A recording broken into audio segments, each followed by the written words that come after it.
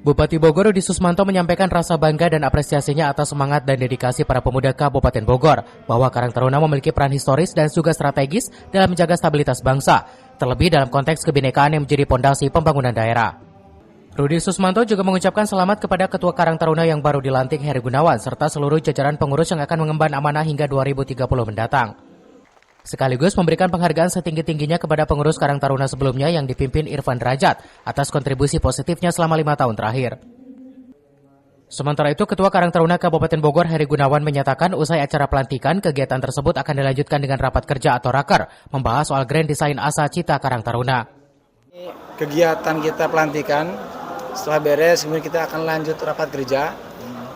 Nah, di rapat kerja nanti, itu nanti akan membahas dengan Grand Design Astacita itu. Jadi kita ada 8 Astacita Karang Taruna yang akan memang kita godok dan kita laksanakan untuk 5 tahun yang akan datang.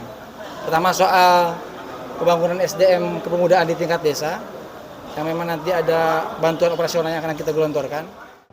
Hadir dalam acara tersebut Ketua TPPKK Kabupaten Bogor, Ketua DPRD Kabupaten Bogor, Ketua Karang Taruna Provinsi Jawa Barat, Ketua NPCI, Ketua Kadin, Ketua Kormi, Ketua KNPI, serta perwakilan dari Polres, Kodim 0621 dan Lanut ATS, dan juga tamu undangan lainnya.